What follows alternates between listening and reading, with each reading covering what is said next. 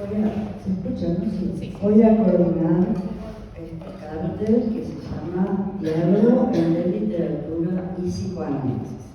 Para presentarla, voy a usar un texto que ellos publicaron en la promoción de los carteles. Dice: el psicoanálisis, en cierto sentido, un arte de la natación, un arte de mantener a flote en el mar del lenguaje a gente que está siempre tratando de hundirse. Y un artista es aquel que nunca se sabe si va a poder nadar. Ha podido nadar antes, pero no sabe si va a poder nadar la próxima vez que entre al mar. Me pareció muy rico, muy interesante, y que de alguna manera pinta cómo es este cartel entre el diálogo entre la literatura y el psicoanálisis. Los integrantes son Soledad Podestá, Fernanda Borda, Marisa Perfetto, Ana Paula Mastro Giovanna y Natalia Trejo. Bueno, adelante con el orden que ustedes hayan convenido. Bueno, voy a comenzar yo me llamo Marisa y mi trabajo se llama El relato de un trabajo. Algo se puso en movimiento después de los últimos encuentros de cartel. Preguntas que interrogan sobre esta trayectoria. ¿Cuál es el movimiento del cartel hoy, ahora? ¿Transcurrimos de una conversación más apática que en otro momento? ¿Estamos transitando un intento cumplidor pero menos entusiasta? ¿Qué nos revela esto? ¿Cierto aislamiento? ¿Un modo de conversación menos implicado, más anónimo o anodino? Estas preguntas me remitieron a distintos encuentros con Nuestra Más Uno, en noviembre de 2023, cuando nos propone pensar nuestras referencias a cierta dispersión o detenimiento como un momento posible de resistencia. Y al principio de este año, cuando nos planteábamos cómo el trabajo de cada una era atravesado con fuerza por el momento político, social, económico, nos dice: tal vez nos puede parecer que pensar en la singularidad es una traición a las convicciones, es una traición a lo colectivo. Y me lo anoto. A esta luz, de nuevo, ¿qué revela este movimiento o este viraje de nuestro trabajo juntas? ¿Qué del goce está puesto allí? ¿Qué detiene? ¿Resistencia a qué? ¿O para qué?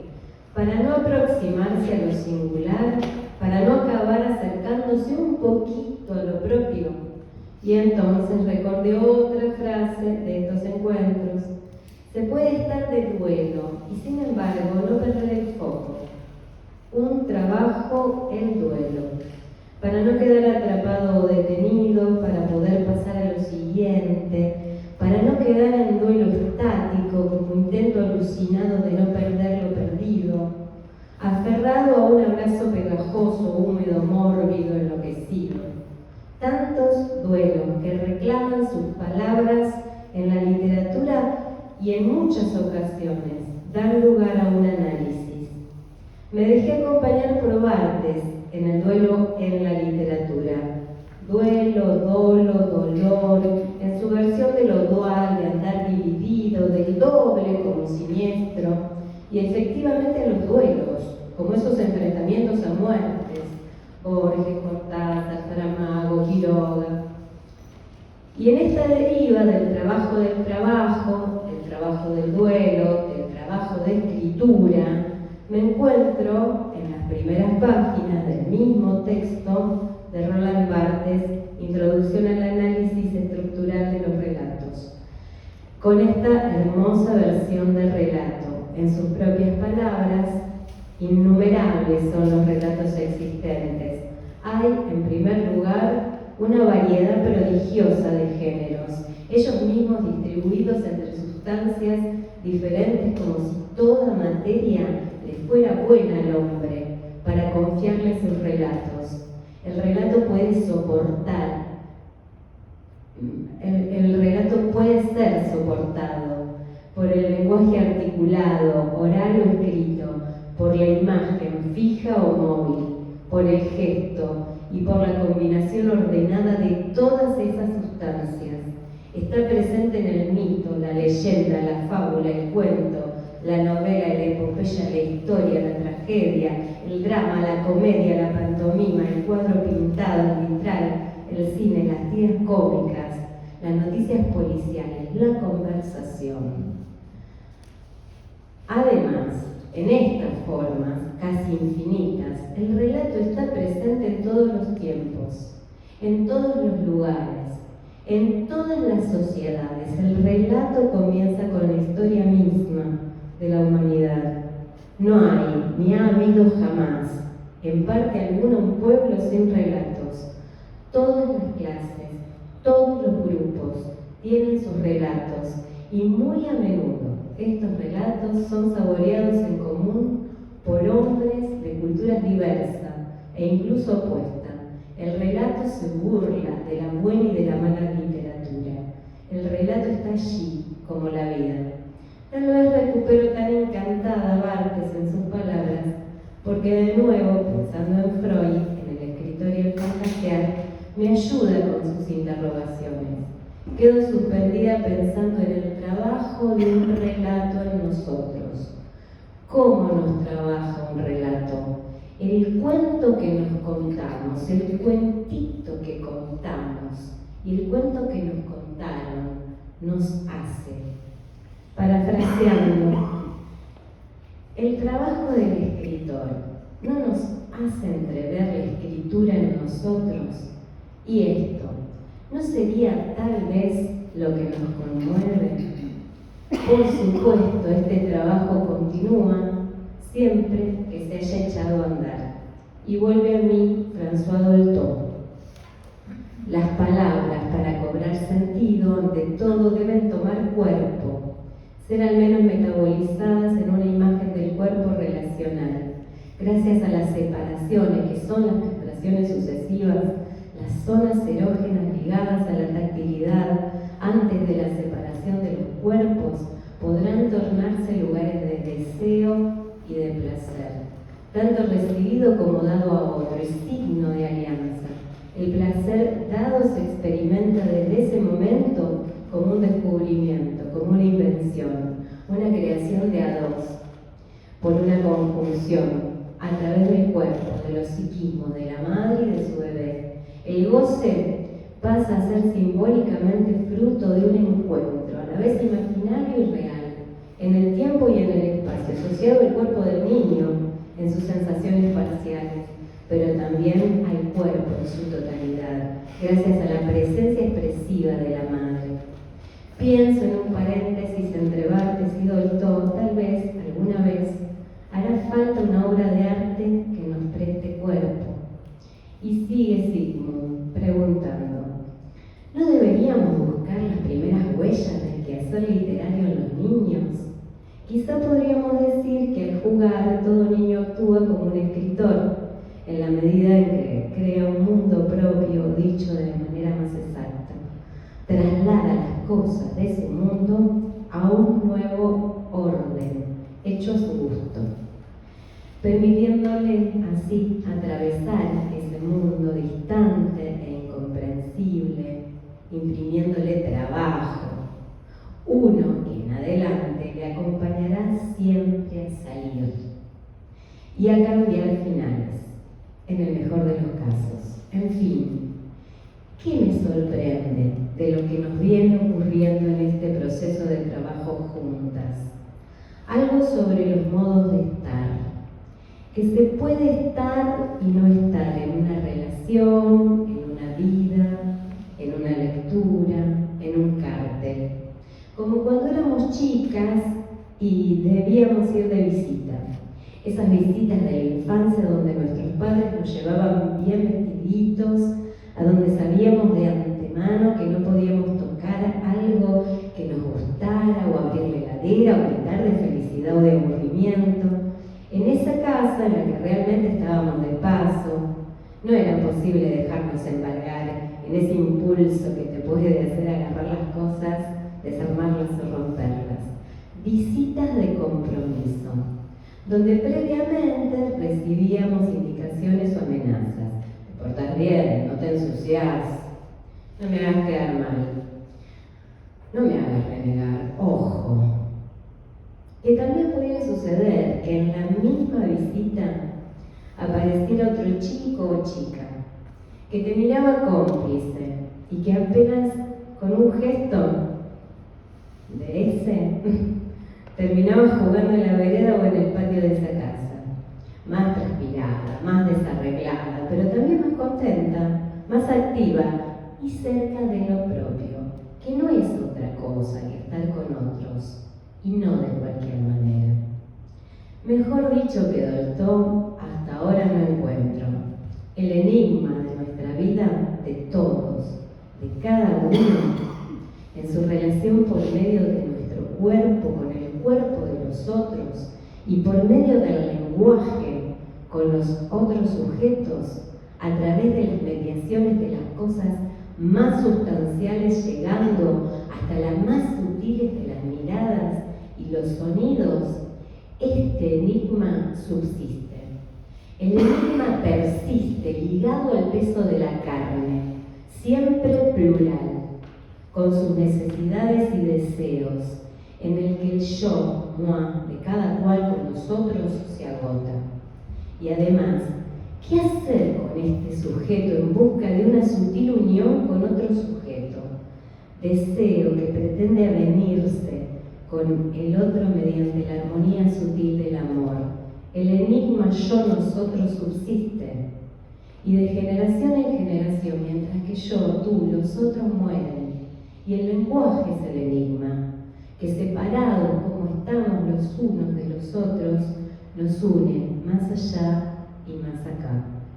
Y luego de tanto me atrevo a preguntar, sin dejar de reconocer cuánto arrasa este presente. ¿Qué nos deja tan permeables al estado actual de cosas? ¿Qué me abate a veces? ¿Qué nos aísla casi siempre? Creo que si giro sobre mis pasos y junto las miguitas que en este texto fui dejando, seguro atino a entrever caminos posibles de respuesta.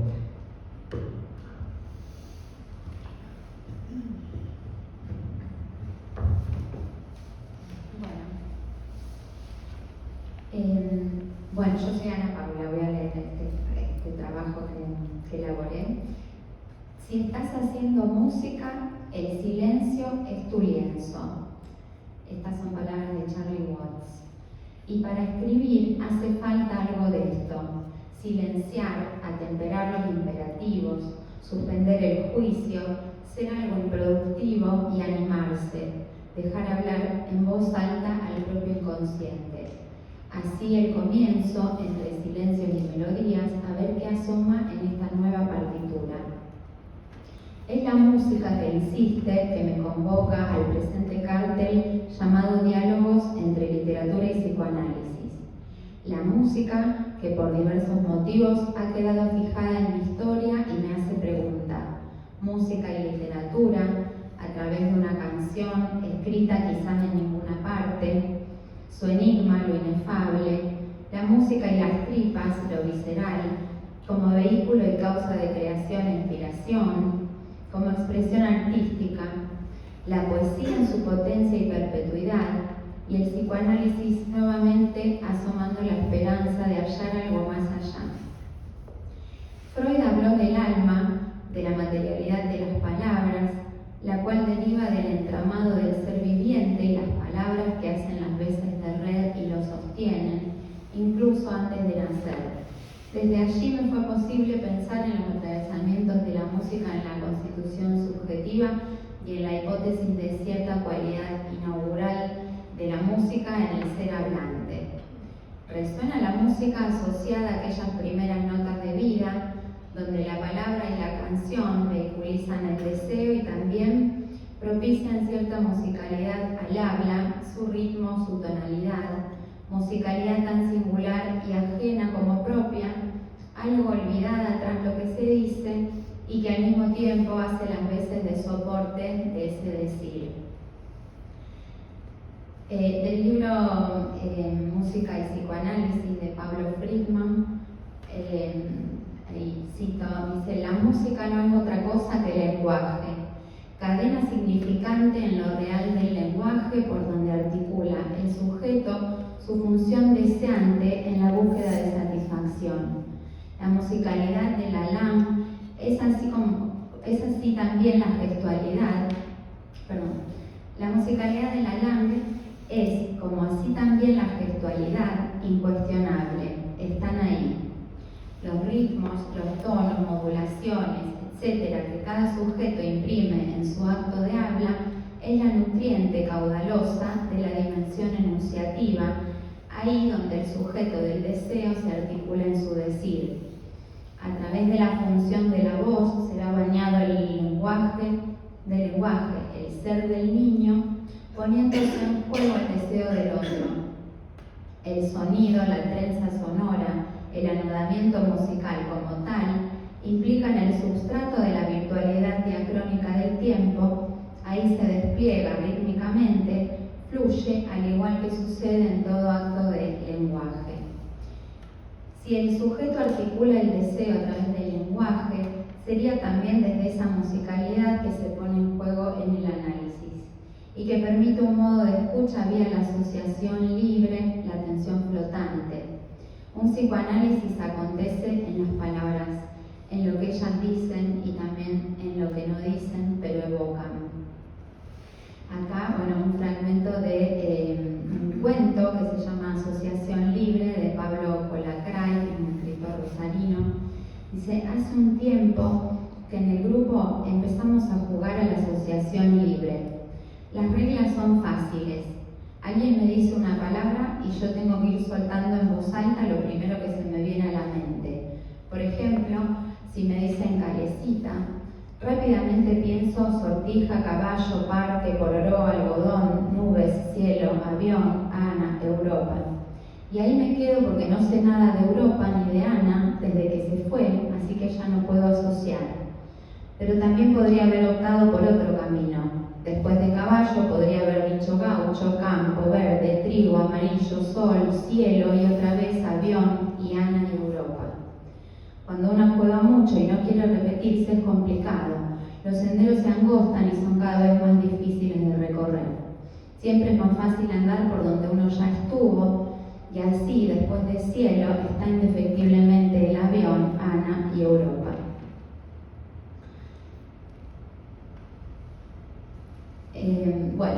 Continúa, pero un poco lo leo.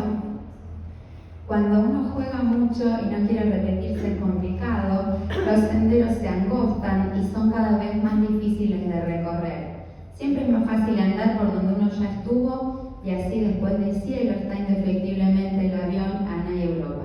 Cuando me di cuenta de esto empecé a evitar el cielo, para eso no tenía que decir ni azul, ni nubes, ni blanco, ni sol, ni amarillo, pero no alcanzó. Si después de campo pensaba peón, enseguida venía el ajedrez, la reina y la torre que siempre me lleva a Nueva York, la explosión, los aviones, el avión, Ana y Europa. Las opciones empezaron a cortarse. Cada elección debía ser muy cuidadosa porque la tentación del avión estaba cerca y el avión traía siempre o se llevaba a Ana y Europa. Y a partir de ahí no hay más asociación posible porque no sé nada de Europa, porque nunca en mi vida subí a un avión y porque Ana no escribe ni llama. Así que estoy como encerrado, lo que se dice comúnmente un callejón sin salida, con tapiales altos y ni una puerta trasera para escapar a último momento, y pensar que todo comenzó con un viaje que al principio iba a ser por solo unos días y ahora tengo que dominarme antes de decir cada palabra. Aquí podemos leer cierta pulsación inconsciente, siempre hacia un mismo lugar, involuntaria y obstinada a la repetición, y apelar al análisis para alojar aquello que nos habita y desconcierta. El dispositivo analítico favorece la puesta en circulación de una palabra que desborda su función corriente.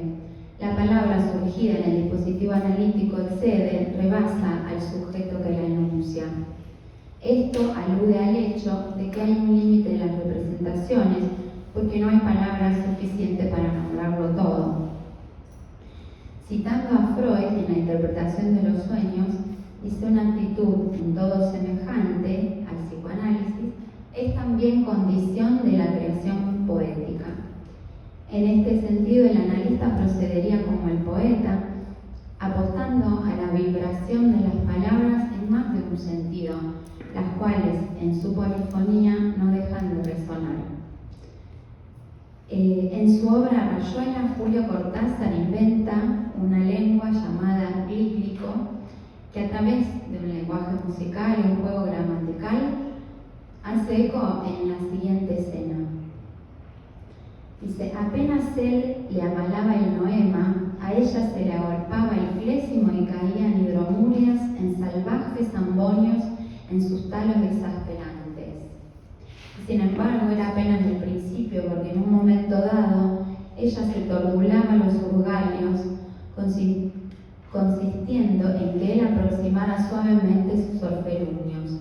Apenas entrepelumaban, algo como un lucordio los encrestoreaba, los extrayuntaba y paramovía.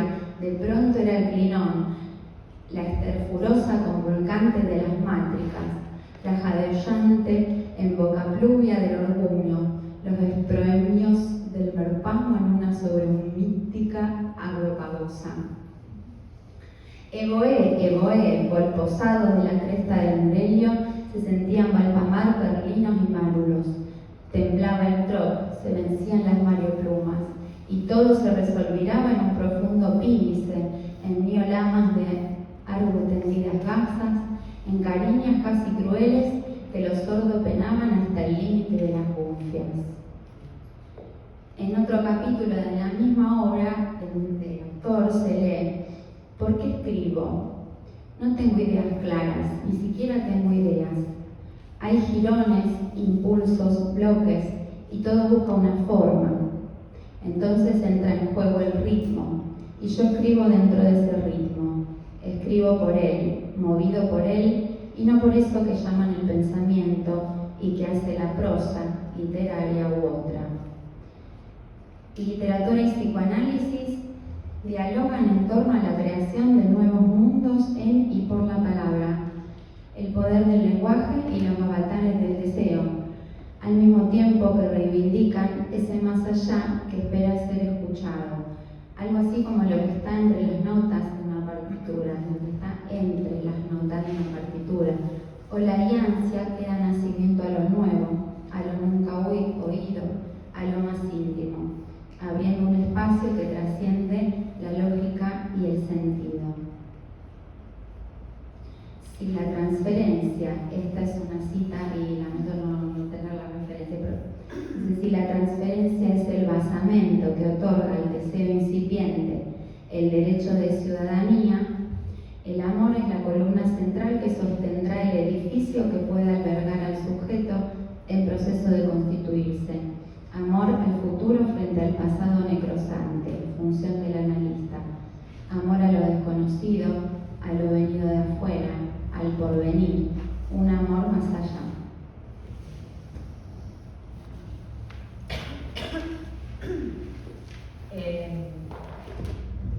Bueno, mi nombre es Natalia y bueno, voy a leerles lo que pude, digamos, escribir en funciones de cartel. Bueno, me pregunto qué hubiese sido del psicoanálisis sin la existencia de Edipo, Hamlet, Narciso, Antígona y tantos otros personajes literarios que han pulsado y colaborado en la invención del mismo. Y entonces pienso en las huellas que dejan ciertas lecturas, como por ejemplo la lectura y el análisis que realiza Freud de la obra de Edipo, Rey de Sófocles.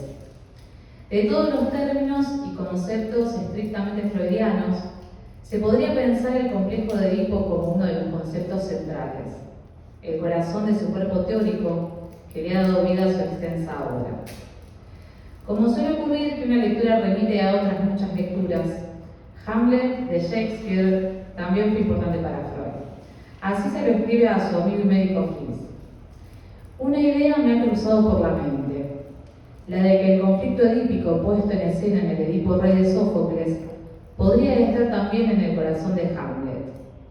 No creo en una intención consciente de Shakespeare, sino más bien que un acontecimiento real impulsó al poeta a escribir ese drama, y que su propio inconsciente le permitió comprender el inconsciente de su héroe. Otra de las huellas literarias que Freud ha puesto en valor es la de los hermanos Karamazov, de Dostoyevsky. Dice así: por lo que al escritor se refiere, dice Freud, no hay lugar a dudas, tiene su puesto poco detrás de Shakespeare. Los hermanos Karamazov es la novela más acabada que jamás se haya escrito. Entonces pienso, el diálogo entre psicoanálisis y literatura se puede ubicar entonces desde el momento de gestación, donde a modo de vaticinio, diferentes personajes le han permitido a Freud indagar, por ejemplo, en Edipo Rey universal del inconsciente disfrazado de destino, en Hamlet la inhibición culpable y en los hermanos Karamazov el deseo parricida. El discurso psicoanalítico, su dispositivo y su posición se alejan del discurso científico, quedando así hermanado con el arte, otorgándole a este un lugar fundamental en la vida anímica de los sujetos. Entonces me voy al texto Malestar en la cultura, donde Freud plantea que la vida, como nos es impuesta, es gravosa. Nos trae hartos dolores, desengaños, tareas insolubles. Entonces, para soportarla, no podemos prescindir de calmantes. Y ahí dice que lo hay de tres clases. Poderosas distracciones que nos hagan valuar en poco nuestra miseria. Otras son las satisfacciones sustitutivas que la reduzcan. Y tercero, pone las sustancias embriagadoras que nos vuelven insensibles a ellas. Entonces me quedo pensando en las satisfacciones sustitutivas, donde agrega que estas se encuentran en el arte. Son ilusiones respecto de la realidad, mas no por ello menos efectivas psíquicamente, merced al papel que la fantasía se ha conquistado en la vida anímica. Y me pregunto por las satisfacciones sustitutivas que se pueden encontrar, por ejemplo, en el acontecimiento de una puesta en escena de una obra teatral, ya que Freud, en su texto Personajes psicopáticos en el escenario, dice que el teatro es una fuente de placer en nuestra vida afectiva.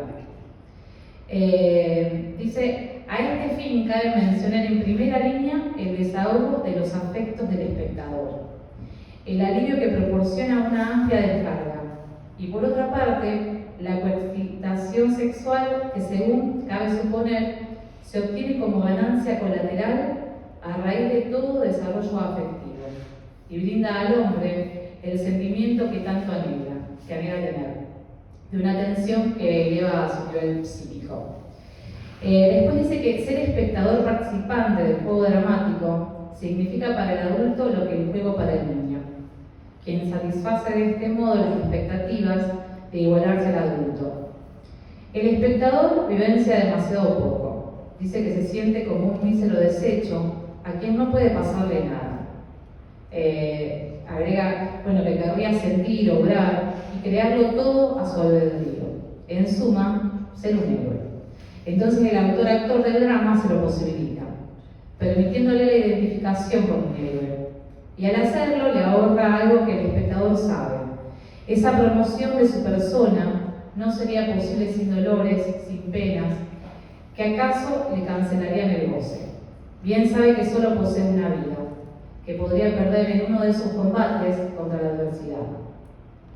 Por eso la premisa de su goce es la ilusión, o sea, el penar es amortiguado por la certeza, porque es otro, el que ahí en escena, actúa y pena, y porque se trata solo de un juego teatral, que no puede hacer peligrar su seguridad personal. En tales casos puede gozarse como grande, entregarse sin temor a emociones sofocadas, como lo son sus ansias de libertad en lo religioso, lo político, lo social, lo sexual. Pero estas son condiciones de goce comunes a múltiples formas de la creación literaria. Esta lectura me hizo acordar una entrevista que escuché hace un tiempito del actor y director de teatro Pompeyo Audibert, un actor de Buenos Aires, quien actualmente lleva adelante la obra Habitación Macbeth, que es un trabajo que hace sobre la obra de Macbeth de Shakespeare.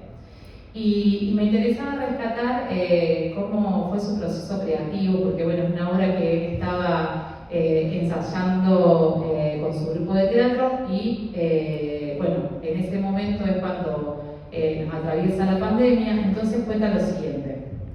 Dice: cuando vino la pandemia me apareció una vieja fantasía de Máxima, que ya venía trayendo desde que empecé a hacer teatro, que era la de hacer yo solo una obra, y de esa manera llevar esas cuestiones a una escala desmesurada, prehistórica y poshistórica, como era el momento de la pandemia, donde parecía que era la extinción del mundo, y uno se encontraba en esas circunstancias solo, rodeado de su familia, en una suerte de caverna.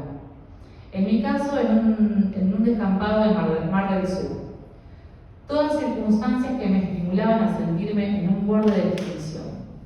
Entonces me vino la asociación, esa que ya venía trayendo hace mucho, que también tiene que ver con situar el cuerpo de actor como único teatro, como zona teatral. Puede no estar el edificio, puede estar situado ese cuerpo en un páramo, rodeado de piedras, con una fogata y espectadores alrededor, y ya podemos decir que el edificio del teatro existe, en la medida en que ese cuerpo está ahí disponible para ser habitado por distintas fantasmagorías, entidades o visitas que pueden querer presentarse en una cita semejante.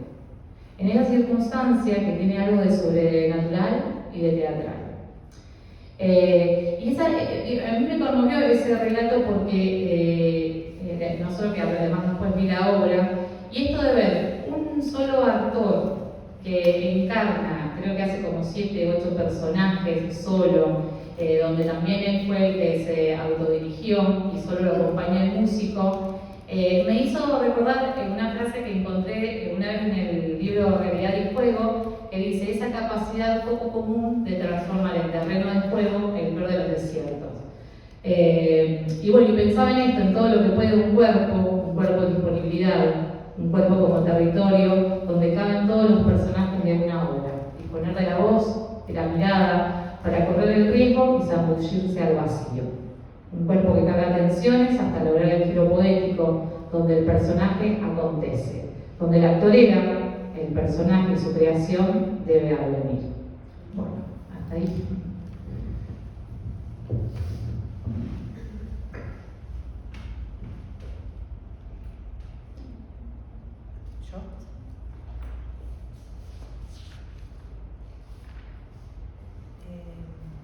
Bueno, el trabajo le puse de título La manifestación del vacío. Un artista debe vivir con los ojos abiertos, pero nunca, por más apremiante que sea la realidad, debe abandonar el arte. Esta frase es de Antonio Gami. Bueno, en esta presentación, me fue necesario en principio volver a los trabajos de las presentaciones anteriores, como para tratar de encontrar allí qué interrogantes me había planteado. En esa relectura lo que rescato, lo que tomo es el recorrido que yo hice hablando de corte y de deseo. En el primer trabajo me refería a esa necesidad de hacer un corte con las lecturas, del psicoanálisis, cuando son esas presentaciones y tengo que escribir, como ese corte necesario, distanciarme, para ahí encontrarme con algo de lo propio. Luego hacía referencia a otro corte que tenía que ver en la segunda presentación a partir de la realidad argentina, como difícil de digerir, y como que ese corte en ese momento me había producido como un estancamiento, como estar paralizada, pero al mismo tiempo como una escritura intensa. Creo que no en relación al deseo, la escritura esa. Después de eso, vacío. Y ahí entonces yo me pregunté, o la pregunta que me hacía ruido era si el deseo se interrumpe. En relación a... Después, bueno, esta pregunta insistió, pensando también con respecto al trabajo durante este último año con las compañeras. Desde mi experiencia, insistía en considerar como que también había una interrupción en el intercambio, dificultades para el encuentro, como también sintiendo ahí una interrupción en relación al dispositivo y a la transferencia de trabajo. Y acá lo que a mí me insistía es pensar, esto lo quiero leer, lo que yo digo, como si la reflexión, el pensamiento en este último tiempo se metamorfoseó en solitario, del intercambio grupal a la soledad. Y acá me insistía la palabra colectivo, que en definitiva la quería rechazar, porque yo lo pensaba como si hubiese habido un paso de lo colectivo a lo individual. Una palabra que en realidad no la quería traer, pero que bueno, me habilito o me permito traerla. Y pensaba, no sé, a lo mejor es como si ese paso, ¿qué me podía revelar esta palabra? Esto que yo siento como un paso de lo colectivo a lo individual, sí podía tener que ver con algo de la época. También siento que este trabajo tiene cortes, porque acá también hago un corte. Y lo que yo intento trabajar en esta presentación es un pequeño recorte o recorrido de la sublimación, trayendo también la obra Manifestación de Berni. Y yo le quisiera, lo siento como medio de escuela esto, no sé, pero me tomé el trabajo de imprimirla y la dejo ahí.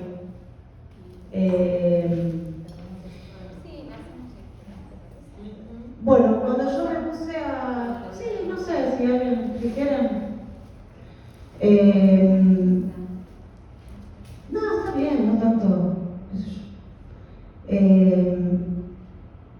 Bueno, cuando generalmente hice las lecturas en el seminario de la ética, Lacan, bueno, usa el aforismo de que la sublimación es elevar un objeto a la dignidad de la cosa.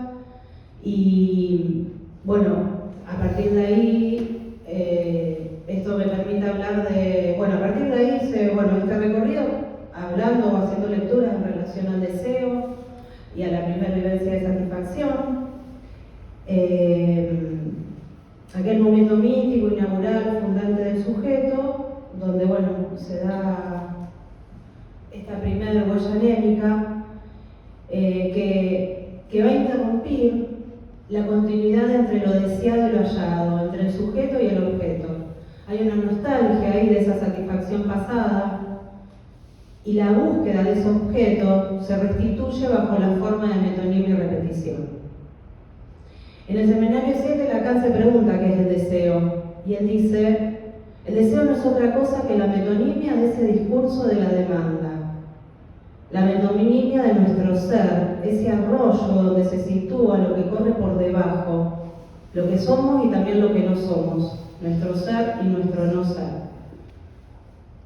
En las DIN la cosa es ese objeto perdido de esa primera satisfacción, ese no irrepresentable, eso que cae, ese resto que cae.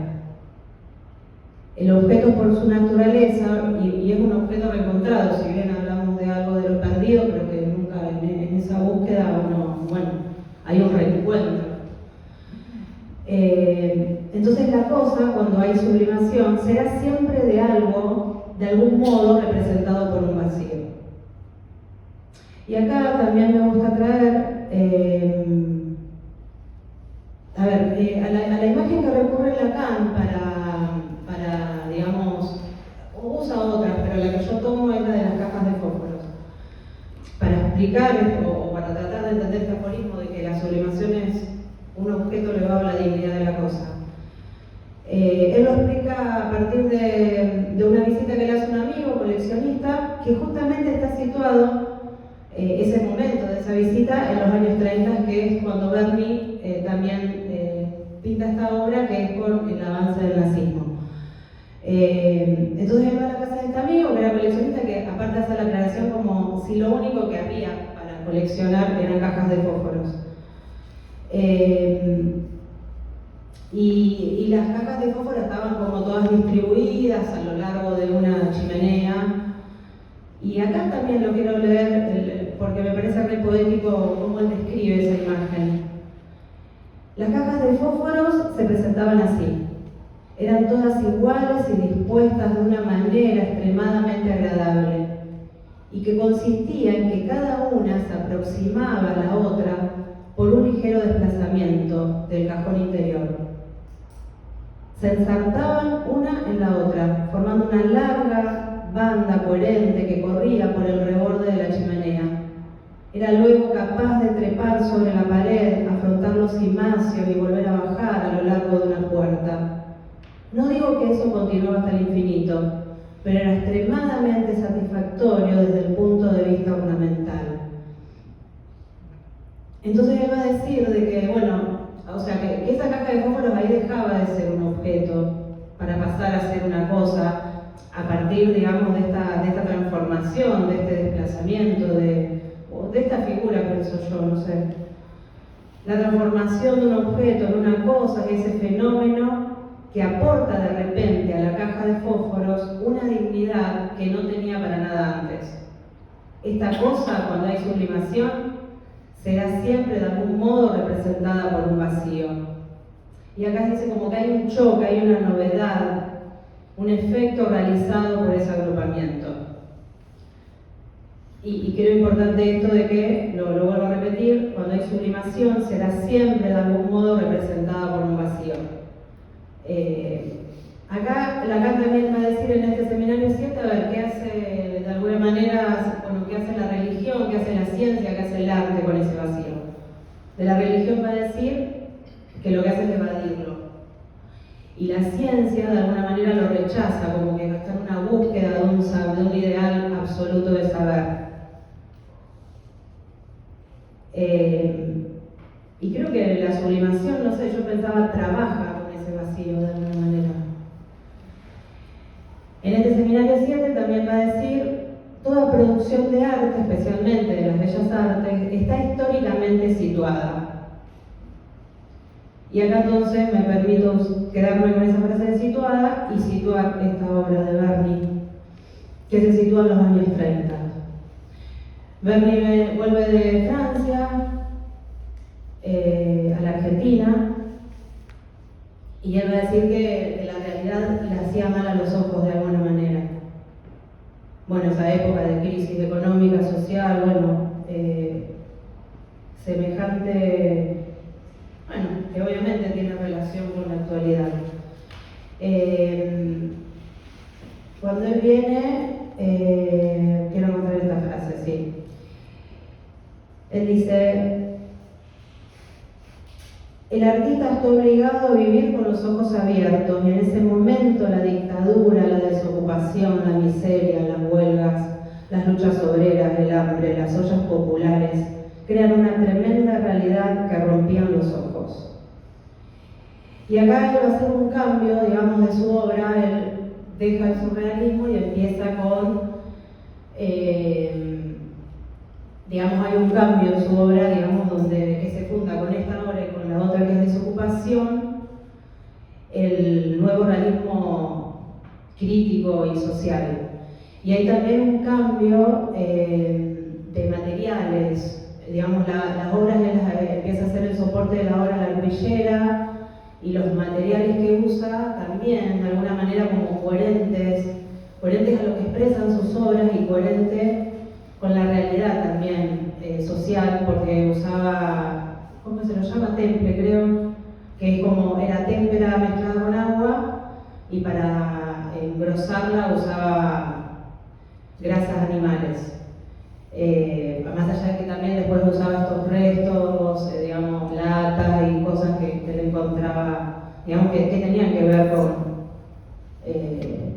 A ver, yo por qué tomo en realidad no es que esta obra la tomo porque hay un retrabajo de la obra que la ponen en diálogo en el Malva.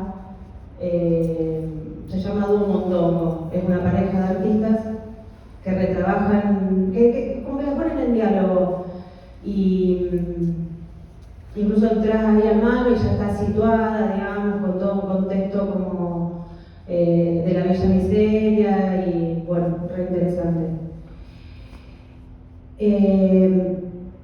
A ver, lo que yo voy a decir ahora no es algo que, o sea, yo la obra uno la mira, le impacta, pero bueno, me puse como a escuchar a gente que la ha investigado o que ha dialogado con la obra, y es lo que voy a traer. Bueno, la obra muestra estos, bueno, una manifestación que son rostros de obreros, donde se ven esos rostros la angustia, como implorando y suplicando de alguna manera, rostros de derrota.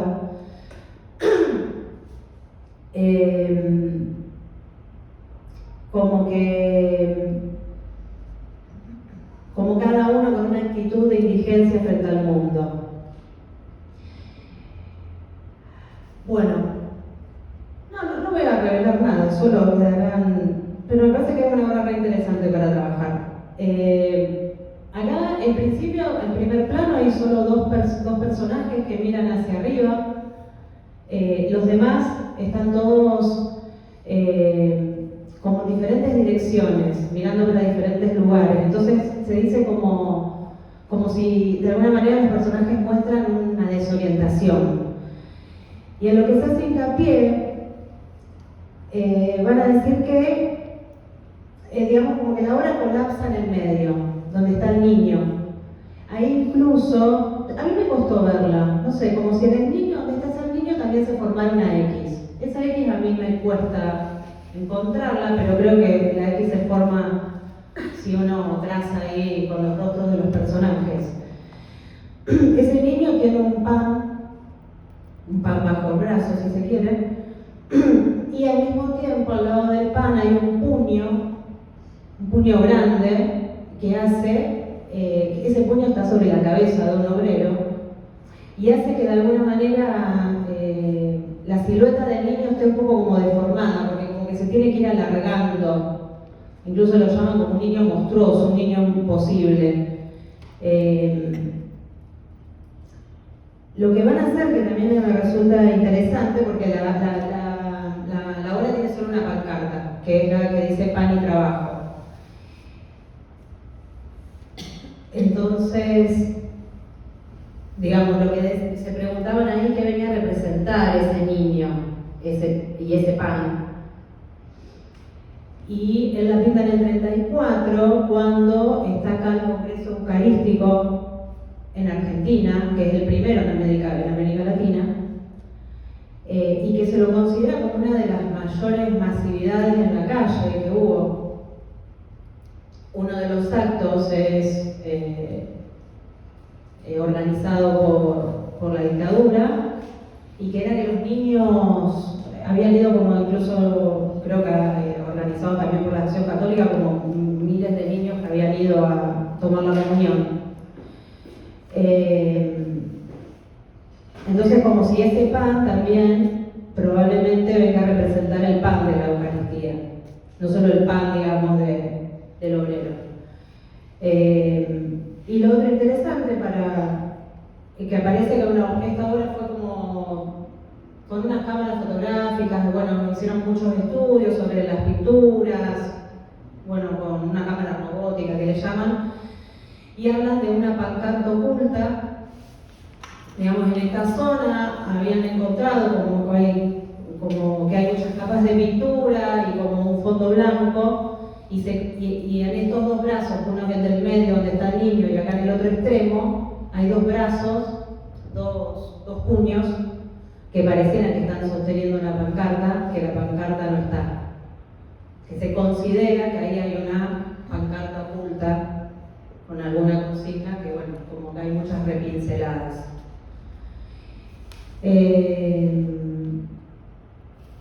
Bueno, no sé si tengo ya. Era acá. Era hasta acá y, qué sé yo, una obra que me gustaría seguir las investigaciones. Bueno, hasta acá.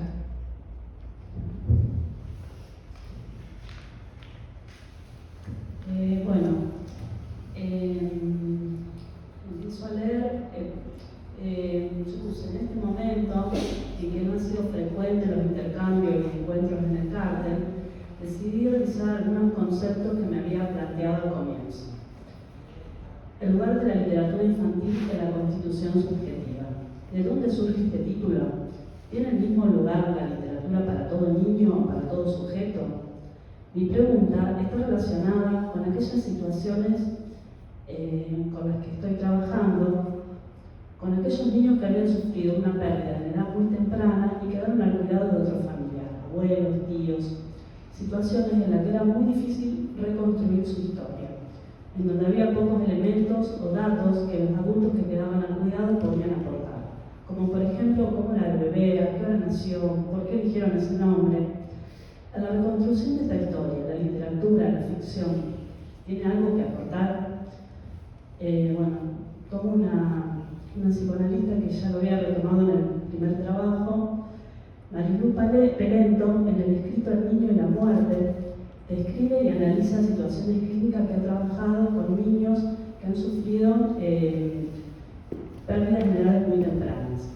Ella manifiesta en relación a los niños de muy temprana edad que el adulto que está a cargo de la crianza puede actuar impidiendo que el bebé se desmorone, perdiendo categorías ya adquiridas del cuerpo como espacio-tiempo, presencia-ausencia. También nos advierte que es muy importante considerar cómo atraviesa el duelo el adulto, ya que puede obstaculizar el desarrollo del pequeño. Sin embargo, el niño que ya ha pasado por la pérdida del pecho y del contenido intestinal, posterior al complejo de Edipo, dispone de mayor recursos para describir esta pérdida.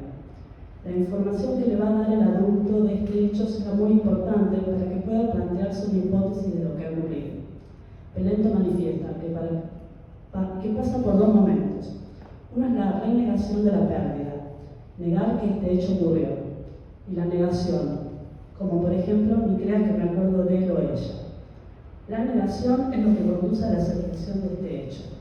La información que puede dar el adulto, lo que el niño percibe, como por ejemplo, ahora mi abuela me visita todos los días. Situaciones que van cambiando en su cotidianidad es lo que permite transformar esa ausencia en pérdida. Es un momento en donde hay nuevos interrogantes y reapropiación de un lugar. Esta inscripción es lo que le permite al niño poder jugar, aprender, construir. En esta última reflexión que realiza la psicoanalista es donde me voy a detener. Considero que es un momento en donde el sujeto comienza un proceso de historización, pero ¿qué lugar ocupa las fantasías, los sueños, la literatura en este rearmar la historia propia? Por ejemplo, Bruno Bettelheim manifiesta que los cuentos de hadas dejan que el niño pueda aplicar a sí mismo lo que las historias le revelan sobre la vida y la naturaleza. Estos cuentos les afectan poniendo en orden el caos interno entre lo que percibe y el mundo externo. También Freud, en El poeta de los sueños diurnos, manifiesta que el niño al jugar se conoce como un poeta y sitúa las cosas de su mundo, pero en un orden nuevo y grato para él. Entonces podemos considerar que la fantasía y la literatura no solo ocupan un lugar en la resignificación de la propia historia, también permite construir un espacio más grato, más activo, para que el niño pueda posicionarse en relación a esta pérdida.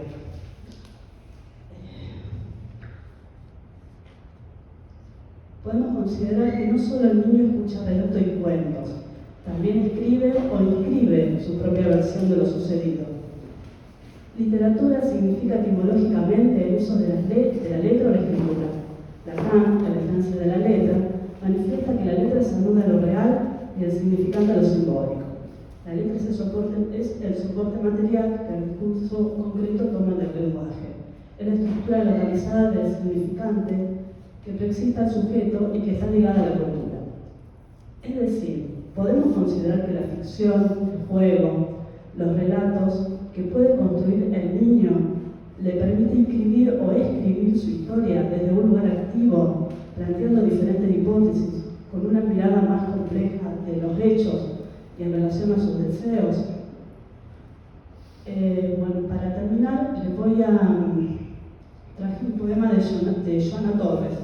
Ella es gallega, escribió literatura infantil y en el poema reinventa el mito de Penélope, quien es la esposa de Ulises y quien tejía mientras esperaba a su esposo.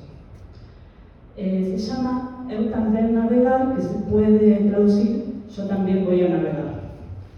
Entonces le dice el oráculo, que al borde del crepúsculo es mar de muertos, incierta, última luz, no tendrás miedo, que ramas de laurel alzas muchacha, que color malva se decide el racimo, que obtengas de esas patrias a la vendimia, que amaine el viento beberás el vino, que sirena sin voz la vela embate, que un breviario de espuma por las rocas.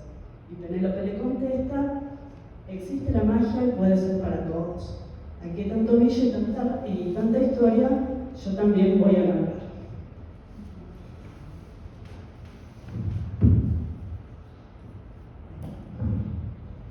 Bueno, está dispuesto el tiempo para las preguntas.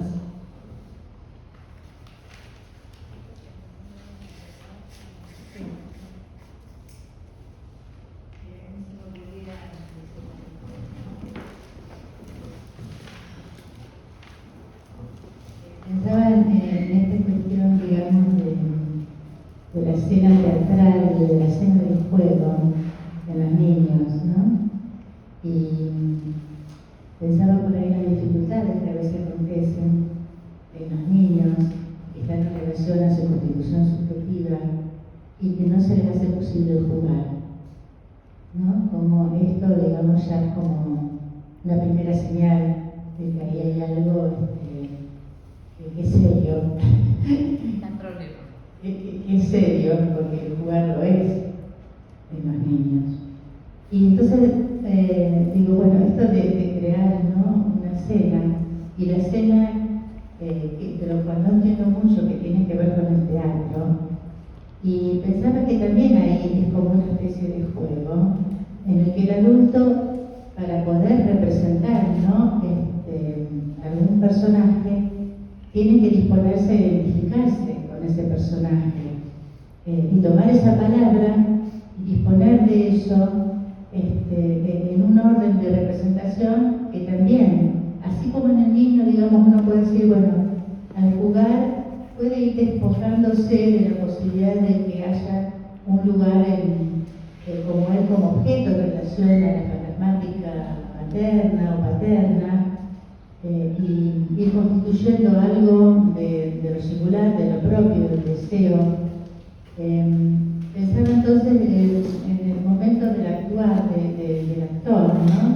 Que también es como un juego, donde no creo que cualquiera pueda evitar un personaje, ¿no? Creo que para que eso se haga posible, o sea, lo digo así espontáneamente, ¿un psicótico podrá ser artista?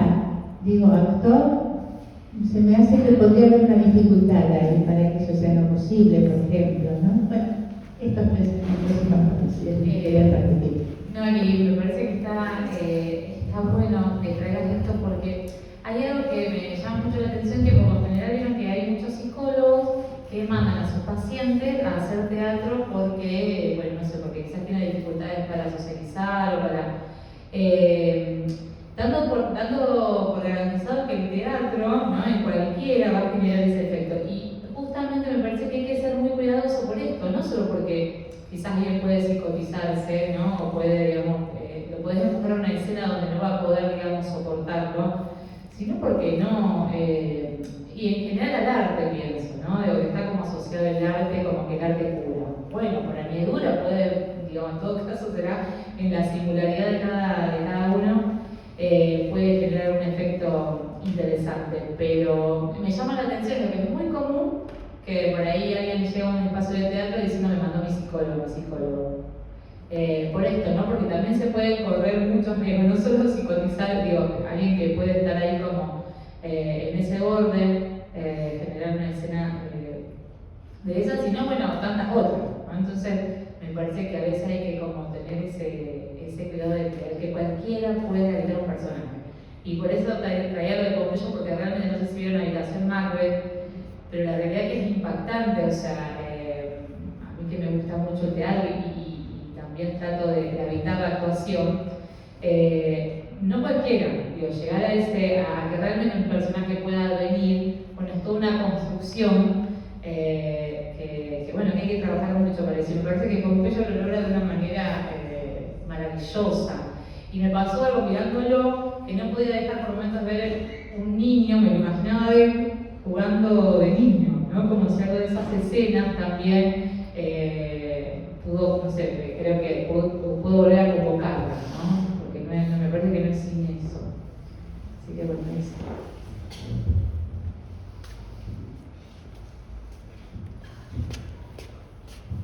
Bueno, muchas gracias. Yo me quedaba pensando en esto de la ciudad, bueno, como así puede generar, yo trabajé muchos años, por ejemplo, en un centro educativo terapéutico. Y el arte, o el teatro, o la pintura eran como herramientas de trabajo para estos niños, adolescentes. Como que pensaba un contrapunto o una articulación, si se quiere, en esto que vos decías, y el tema del vacío que había tocado Sonia. Muchas veces, desde mi experiencia de trabajo en esos años ahí, fui testigo muchas veces de lo que estos jóvenes, niños no podían con la palabra, sí podían a través de un instrumento como puede ser el teatro o como puede ser la literatura o la pintura, como un modo tal vez de habitar el vacío que se produce en la palabra. Eso se me ocurrió eso. Yo quiero decir algo, me quedo pensando un poco por el aporte y por lo que respondía Nati, que me parece interesante pensar en relación a esto de qué le proponemos a quién y en una mirada un poco más abierta sobre el arte, el hecho artístico, esto que dice Nati, habitar. Y bueno, habitar con la singularidad no será siempre de la misma manera. Y bueno, y el nivel de Pompeyo, me acordaba que, no sé, hace poquito, él dice, el teatro es volver a mi casa.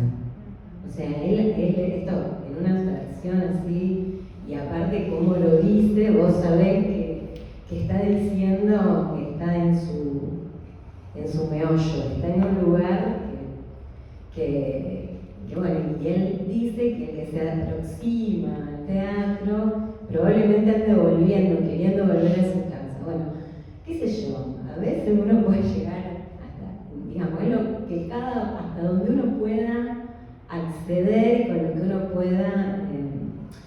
Por eso me pareció muy interesante que a lo mejor de belleza como arte no tiene lo de Oartes, que tomé para compartir, pero sí que cada uno pueda construir o encontrar un relato, una frase, que puede ser una frase, una palabra, un gesto, eso mínimo para si apunta, si llega a la singularidad, si en algún momento se encuentra un poquito, da una vuelta y se mira, y ya está, eso es también un arte, un momento.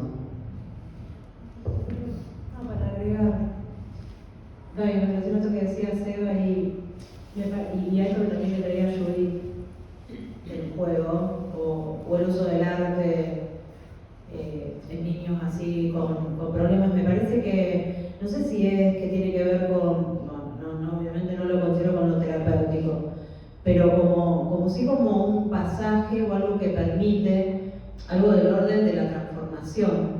Yo pensaba acá que me había olvidado de decirlo, hablando de la sublimación, donde hay, como que tiene que haber implícito ahí un pasaje del no saber al saber, donde algo ahí se produce.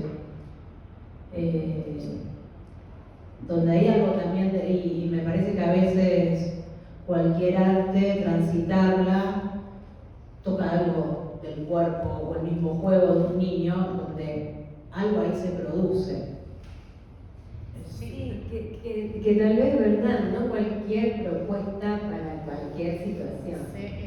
La verdad que no me quiero meter en ese brollo porque la verdad que no me he leído demasiado sobre eso, pero sí pensaba en lo que fue la escritura para Joyce y lo que fue para su hija, ¿no? Digo,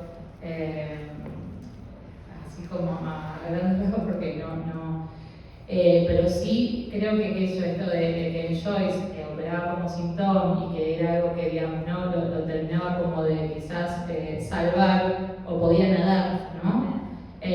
Mientras su hija se ahogaba, digamos, ¿no? Bueno, entonces por eso digo que el arte, digo, no garantiza nada, me parece que en todo caso en la trama de cada singularidad podrá tener efectos para un lado o para el otro. Porque digo, también hay gente que se ha psicotizado, no sé, dirigiendo una obra de teatro o actuando o haciendo su película. Digo, no es que, porque me parece que está como asociado a que es salud, ¿no? Bueno, no lo sé, me parece que sí que es algo, digamos, que puede posibilitar,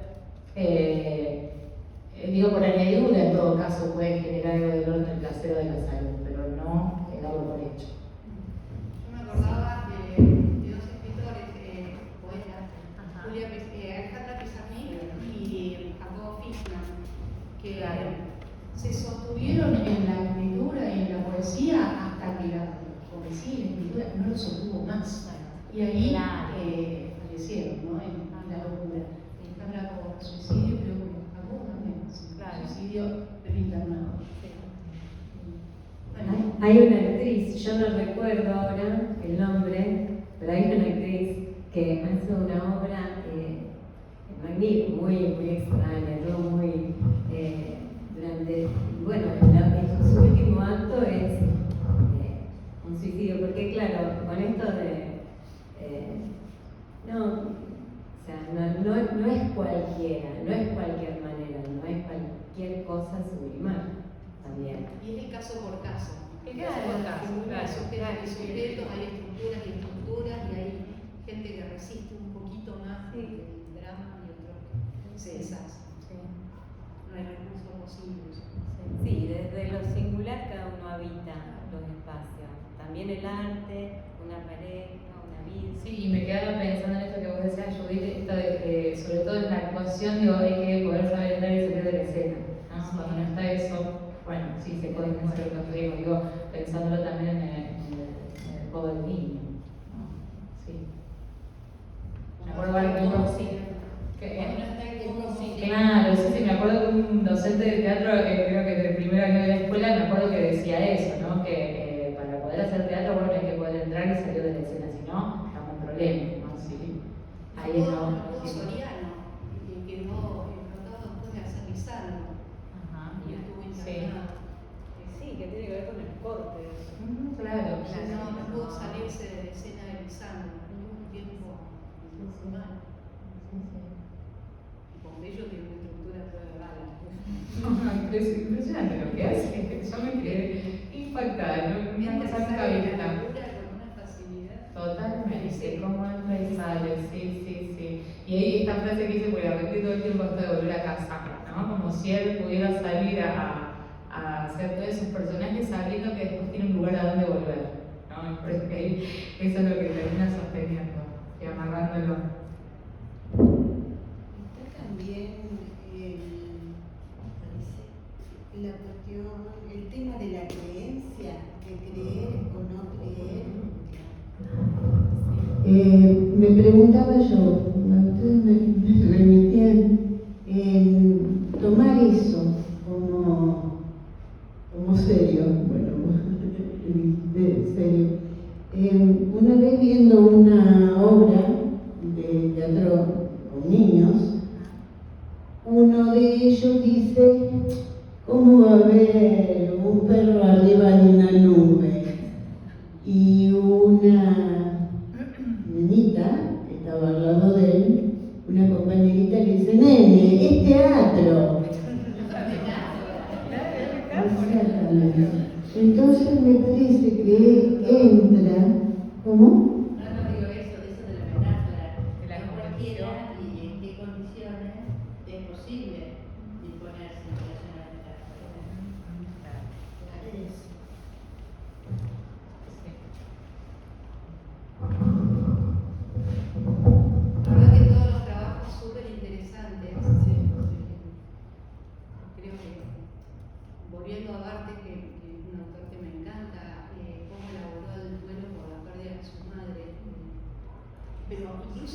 antes de entenderla, el libro Arte por Arte, donde va declarando su vida en fotos. Y puede ser, pero que tiene como un diario, no En es un foto y diario. literatura, Sí, ¿no? no es un diario, o sea, escribió un libro que es un diario donde va como Ay, relatando está día a bien, día lo que claro. va sintiendo, lo que Sí, iba sí. pasando con. Ese es posterior a la, o sea, termina ya con la muerte de la madre, pero hay uno que cuenta su vida y que empieza obviamente con mamá y va declarando esa vida muy poéticamente en fotos. Se lo recomiendo, una edición viejísima en Monte Ávila, se llama Bartes por Bartes. Y otra cosa que me encantó fue lo que tomaste de Berti. Me acordaba de la obra del grupo Mondongo, donde ellos hacen con plastilina una recreación casi exacta, pero al principio me acuerdo que cuando la vi me pareció como muy superficial, una opinión totalmente personal, y me puse a pensar lo que pudieron hacer estos tipos, que son Manuel Mendaña y Juliana Lafil, los Mondongos, son un matrimonio.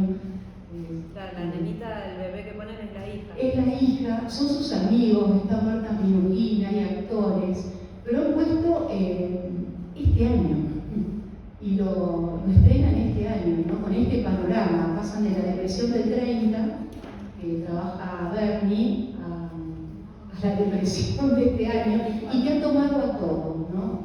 Artistas, amigos, gente que tiene muy buenos pasajes. Sí, decían como una obra que de alguna manera se puede trabajar en las distintas coyunturas. Sí, que se renueva. Sí, eso es lo que tiene el arte, ¿no? Sobre todo para mí, ¿no?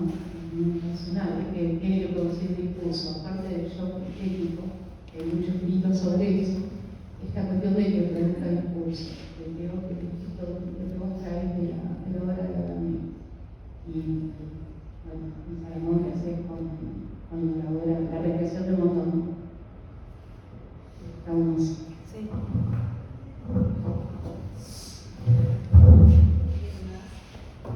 Bueno, le damos lugar al segundo cartel. Gracias.